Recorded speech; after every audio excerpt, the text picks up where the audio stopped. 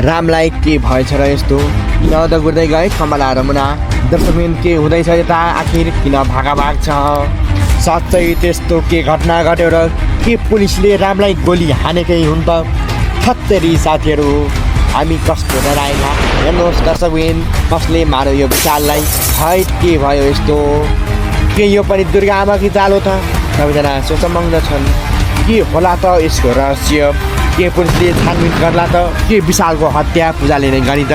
आखिर मरेको मान्छेले कसरी जीवितलाई मार्यो दर्शकबिन कथा एकदमै रहस्यमय छ यहाँ अझै के हुने हो केही अत्तो पत्तो छैन कतै यसको कारण दुर्गा आमाको त्यो घिनलाग्दो चरित्र त होइन लौ हेर्नुहोस् साथीहरू विशालको फोटोमा कसले काट्यो तपाईँलाई के लाग्छ कसले यो सब गरेको छ त जङ्गलका राजा हाम्रा रामको खास योजना के हुन सक्छ त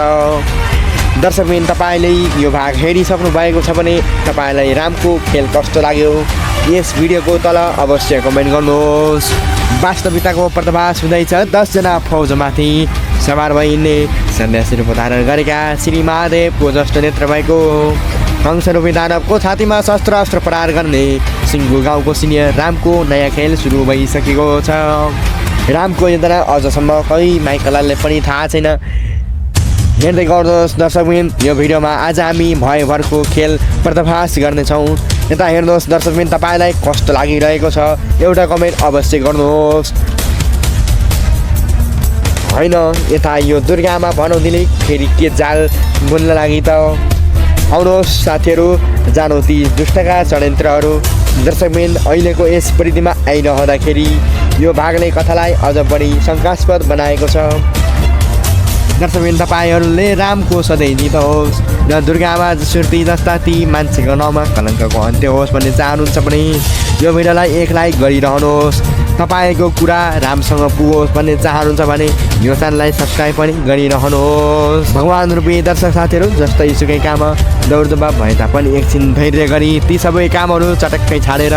यो भिडियो अन्त्यसम्म हेरिरहनुहोस् रमेश र शङ्करले त्यो दुर्गामा र विक्कीको कनेस्टी निकालेर कमलाको हातमा पारिदिए तत्पश्चात कमलाले यस्तो जाला बुन्नी यस्तो जाला चल्नी त्यही दुष्टाइमै रहेछ क्यारे भनेर जङ्गिएर बाघिनी जस्तै गरिकन त्यो पापिष्टी दुर्गामाको घरमा जाँदा भइन् दर्शकबिन त्यो पापिष्ट लट्टा पारेको विक्की नाम गरेको दुष्टले हाम्रो सर्वश्रेष्ठ सिनियर रामको हातले लगाइदिएको त्यो गलाको पोते खोसेर छिनाइदियो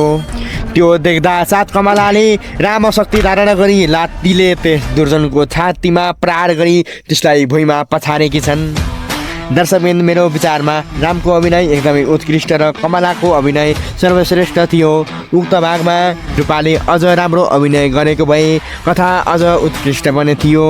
सरदरमा भन्नुपर्दा बुहारीको यो भाग एकदमै रमाइलो रहस्यमय नयाँ पात्रको अभिनयले गर्दा अझ बढी सान्दर्भिकता तुल्याएको छ दर्शकबिन तपाईँहरू हाम्रा भगवान् रूपी हुनुहुन्छ हजुरहरूको माया एक लाइक सब्सक्राइब हाम्रो यो यात्राको अमूल्य उपहार हुनेछ यसैले पनि तपाईँको रोजाइको भिडियोहरू समीक्षात्मक प्रस्तुति ल्याइरहन र मनोरञ्जनात्मक दृश्यहरू प्रदर्शन गर्नको लागि हजुरहरूले यस भिडियोलाई एक लाइक गरिदिनुहुन्छ भने हामीले अपार आशा गरेका छौँ कृपया यो अपार आशालाई मर्न पनि नदिनुहोला यस्ता पापिष्ट अपराधीहरूलाई हाम्रो महादेव रूपी